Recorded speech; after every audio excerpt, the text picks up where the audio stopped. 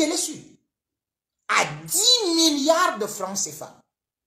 10 milliards. Une télévision qui n'apporte rien du tout. Voilà une télévision qui était en location à Rue-Cognac-G et qui maintenant se retrouve à Saint-Ouen, dans un coin abandonné, où, et non, ni titre foncier, et ne parviennent pas à payer des loyers. Qu'est-ce que vous allez donc acheter puisque même les téléspectateurs, ils n'en ont pas. 10 caméras, ils n'en ont pas. Comment Mokolo Mbondo peut prendre l'argent des retraités, les cotisations des fonctionnaires, ceux qui ont travaillé à la sueur de leur front, pour aller maintenant dire qu'il va racheter Télésud à 10 milliards en France. 10 milliards. Il y a la CRTV au Cameroun, il y a tous les médias, on a même Africa 24, toutes ces télés qui ne marchent pas. Et tout ça avec la bénédiction de Mbondayolo. 10 milliards.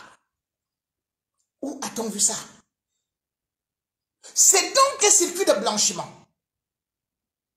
d'argent, parce qu'il faut rapidement faire sortir l'argent du pays. Comme l'argent ne parvient plus à sortir, puisque je vous ai dit, ceux qui vous racontent des choses que on peut m'envoyer, ou on peut m'envoyer à quelqu'un 1 million, 1 million, 2 millions, 3 millions, 4 millions.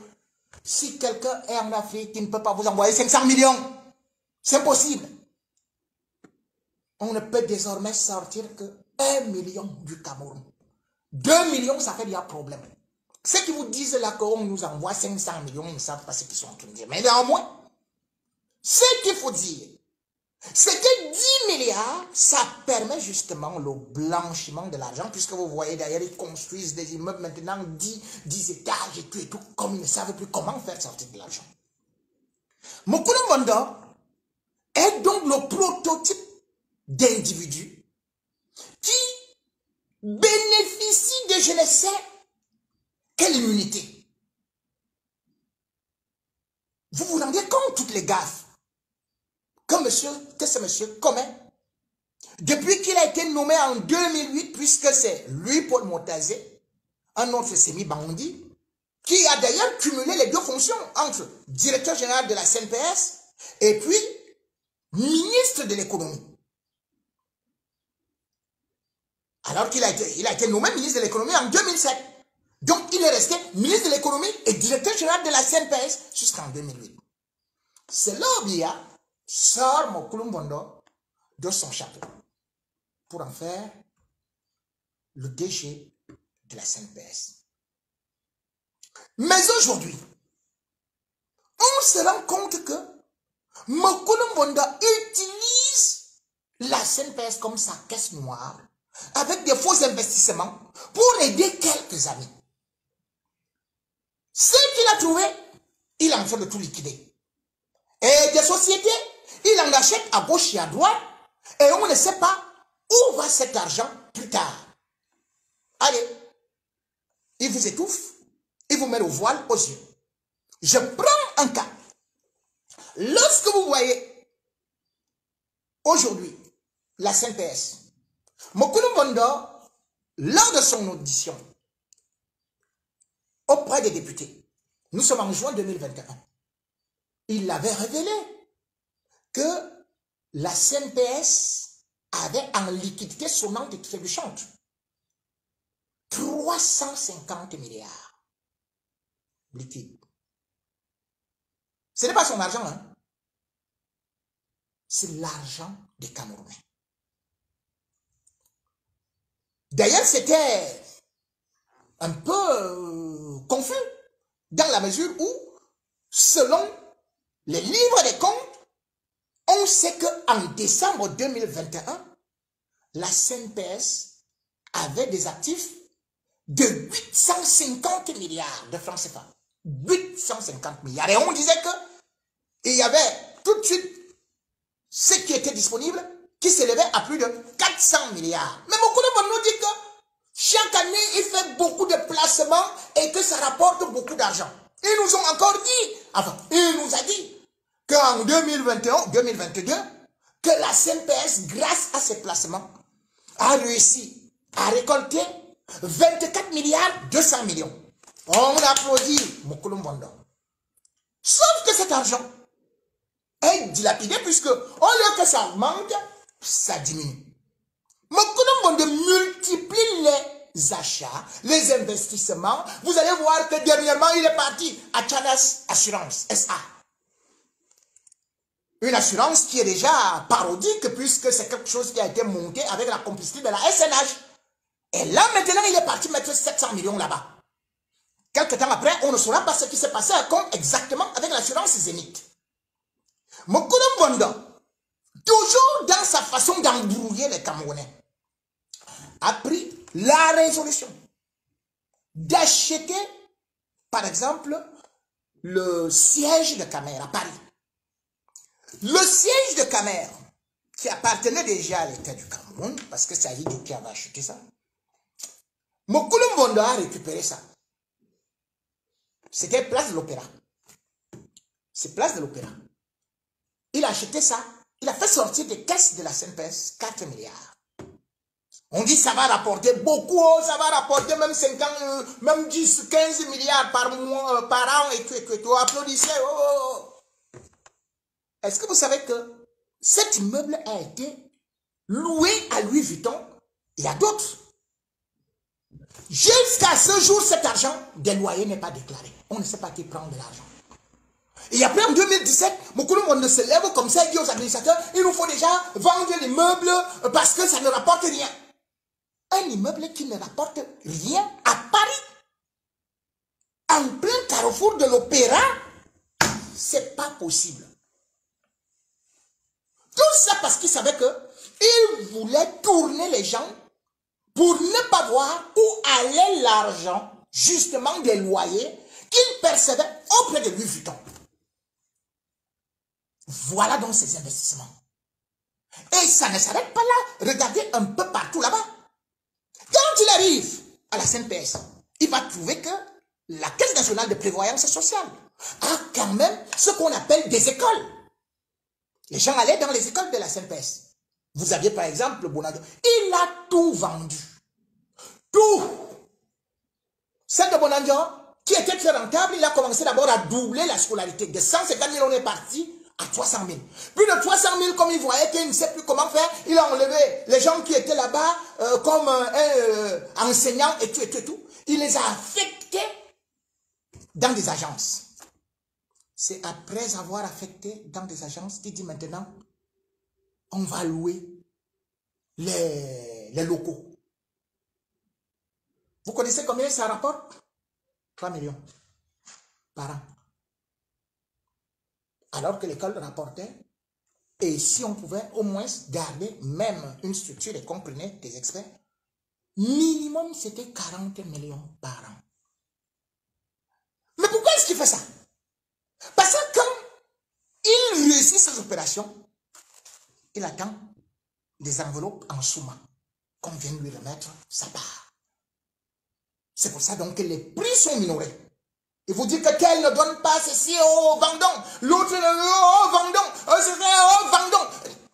C'est la liquidation totale de tout ce qu'on pouvait avoir. Regardez la résidence du DG.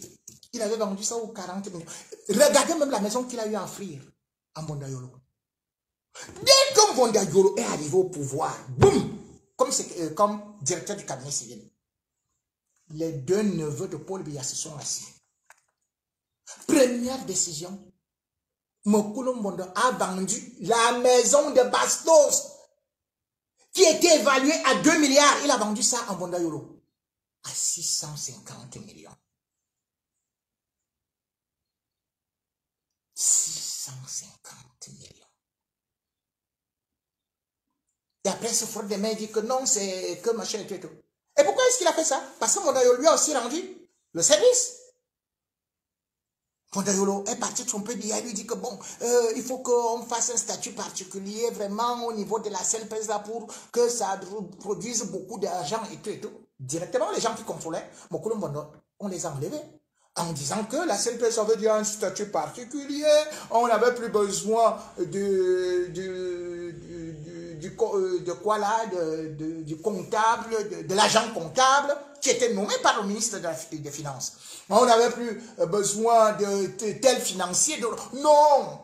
Mokolo Mbondo lui-même avait créé un poste grâce à ce décret de Biya qui allait à l'encontre de l'article 62 des statuts régissant les entreprises publiques de la loi de 2017 ou même encore 2018. Biya étant déjà fatigué, Mbondayolo est parti faire qu'il signe un truc alors que Biya venait de signer justement que toutes les entreprises publiques devraient être régies par la loi des marchés, du code des marchés. Mokulu Mbondo, c'est lui qui fixe le marché comme il veut. Il n'y a plus rien là-bas, puisqu'il a pris son amende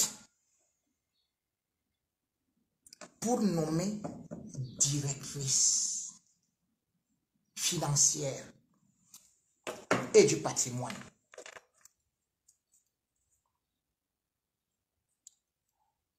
Assim Abissone, Hortense est une femme mariée. Et comme Mokulu Mbondo aime bien pédaler comme son ami aussi, Mbondayolo, il a enlevé la femme d'autrui. On les a vus là-bas, en Afrique du Sud, où il est parti l'épouser là-bas en bigamie. Et il dansait, serré, serré, oh madame, attaché, soudé, c'est ça l'amour. Ah!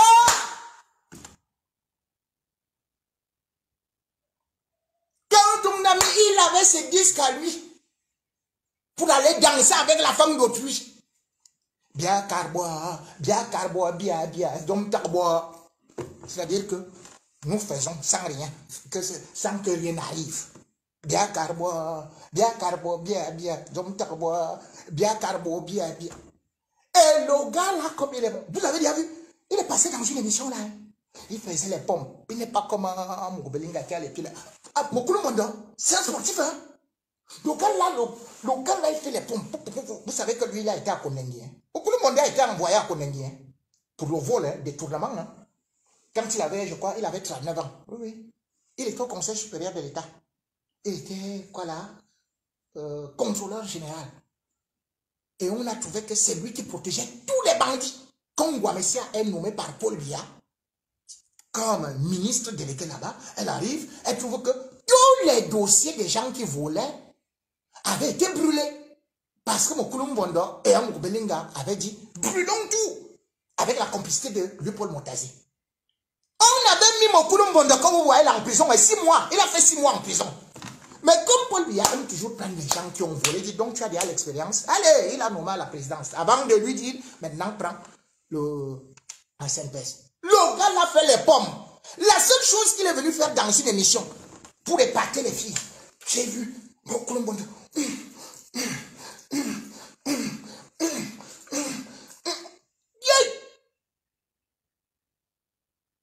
Même quand vous voyez un type faire les pompes comme ça, donc vous pouvez imaginer, quand le gars prend la femme d'autre, beaucoup de monde les pompes, pomper, Dieu n'est gentleman. Même comme il disait lui-même pomper, mais le ventre c'était un peu gros. Mais beaucoup de monde, le gars là, fille de fer,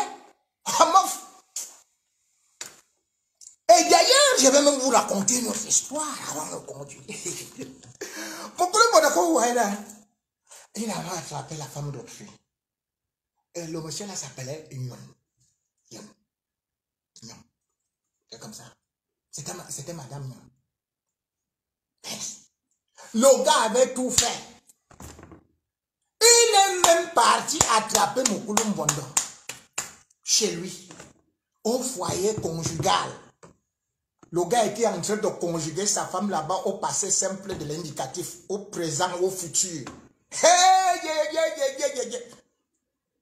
Le gars avait même utilisé les huissiers pour faire le concert, mais le jour où il est parti prendre mon Kouloum Bondo, hein, l'histoire là, elle allait demander à Jacques Blaise Mbié. Je crois qu'il avait d'ailleurs sorti ça dans son journal, Jacques Blaise Mbié.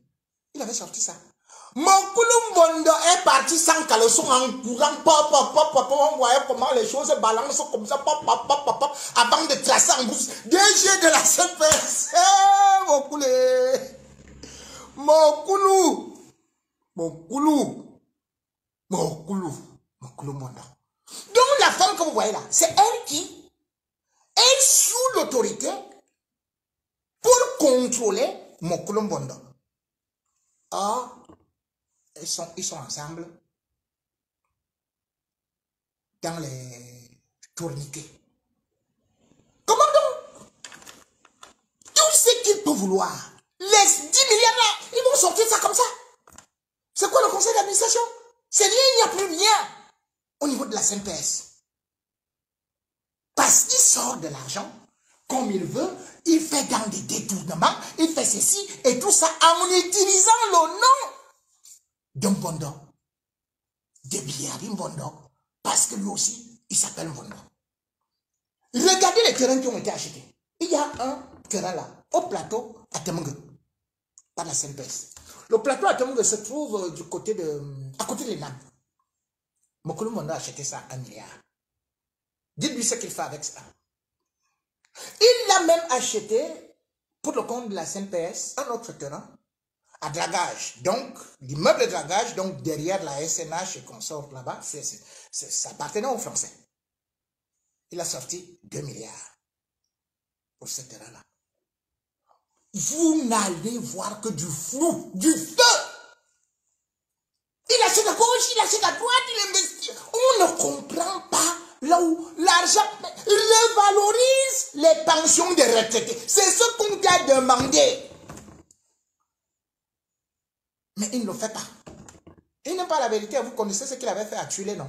Tulé qui était venu dire que on m'a demandé que pour qu'il me pardonne, il faut seulement que j'ai accouché avec lui. Je ne sais pas. Bon, moi, je ne sais pas s'il est de l'autre côté là. Moi, je sais qu'il aime les femmes. Moi, je ne sais pas s'il est aussi de l'autre côté là. Oh, moi, je ne peux pas dire ça comme ça. Donc, il y a l'immeuble de la mort d'ailleurs.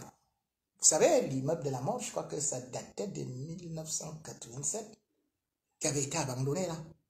Et vous savez que Mokolo Bondo, l'immeuble devait coûter pour la réfection 11 milliards. On a surchargé, on a surchargé.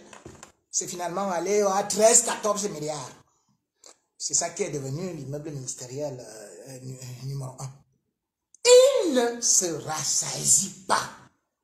Et vous voyez donc que parce qu'il a le soutien de quelqu'un qui est à côté des biens, dont le directeur du cabinet civil, et quand vous connaissez tout ce qu'ils ont eu à faire, eh bien, ils sont tout simplement là pour continuer à faire tout ce qui était déjà, tout ce là où ils sont liés. Ils doivent soutenir Jean-Pierre Mourbelinga par tous les moyens. Parce qu'ils sont liés par là. Eux tous, allez, les petites et tout et tout. Regardez, tout simplement, la dernière sortie du président des étudiants de l'ISAM. C'est incroyable.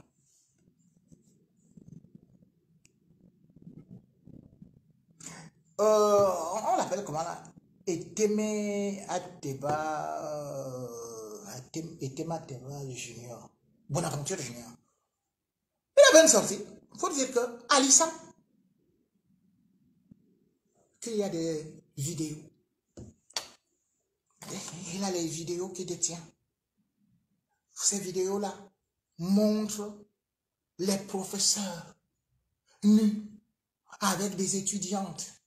Et lui, comme on lui a demandé de faire une partie des jambes en l'air avec ces gens-là, parce qu'il y a un mélange là-bas, comme je vous avais dit que les parcours, ça ne pardonne pas. On lui a dit, on ne met pas ton nom pour la candidature au BTS. N'est-ce pas qu'il a donné rendez-vous? J'ai dit, parce qu'il a des trucs en PDF, il a les audios, il a des vidéos, pour montrer le Kama Sutra qui se passe au niveau de l'islam. Avant, on voyait les hommes d'affaires qui offraient comme Fosso les écoles d'université à l'État. Mais vous avez vu l'islam. L'islam a été offert par l'État à Moukobelinga. Vous vous souvenez que c'est lui, Paul Motassé, ministre de l'économie, qui avait sorti 690 millions pour sponsoriser l'islam. Et celui qui partait superviser les travaux, c'était Jacques Famondongo. Et Jacques Famondongo, en même temps, il prend quand tu as l'islam, tu as même ce qu'on appelle l'eau, c'est-à-dire que Moukobelinga a les épreuves. L'année dernière, vous avez vu, au moment où tout le monde savait que Moukobelinga est impliqué dans l'assassinat de Martinez Zougou et que les enquêtes étaient ouvertes, c'est là où le 24 janvier 2023, Jacques Famondongo, non seulement après avoir reçu Jean-Pierre Moukobelinga comme invité d'honneur de toutes les grandes universités qui ont au Cameroun, il n'y avait que l'ISAM. C'est lui qui supervisait les travaux là-bas, hein? Jacques Famondongo. Mais surtout, il va adresser, comme je dis, le 24 janvier, une lettre de félicitations à Jean-Pierre Moukobelinga pour les brillants résultats au BTS. Les brillants résultats au BTS. Et il semble que Jean-Pierre Moukobelinga n'était classé que 6e. Jacques Famondongo ne félicite pas le premier.